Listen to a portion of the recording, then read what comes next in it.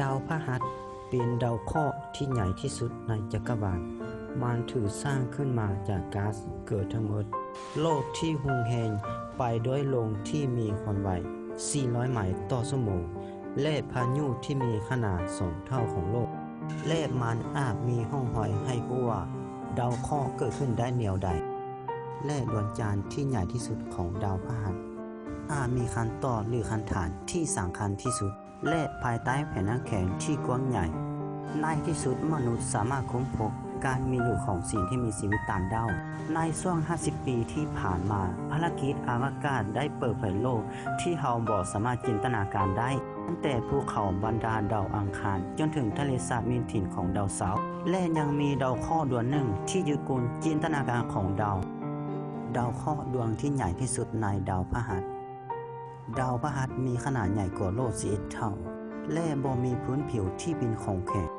ดาวพฤหัสเป็นก้อนกลของแก๊สและของเหลวที่มีเส้นผ่านศูนย์กลาง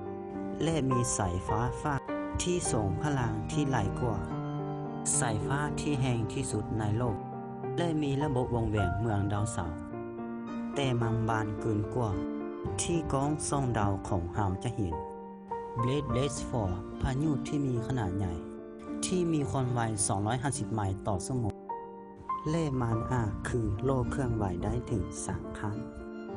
Io ดวงจันทร์ที่ใกล้ดาวพฤหัสที่สุดใหญ่กว่าดวงจันทร์ของโลกดาวเล็กน้อยแต่ Io บ่มีสิ่งที่มีชีวิตอาศัยอยู่แกนิมิดเป็นดวงจันทร์ที่ใหญ่ที่สุดเต็มไปด้วยแผ่และน้ำก้อนยูโรปาที่ลึกลับที่สุดพื้นผิวของมันเป็นน้ำแข็งซึ่งอาจซ่อนมหาสมุทรไว้เบื้องในและบ่อนใดมีน้ำก็อาจมีสิ่งที่มีชีวิตอาศัยอยู่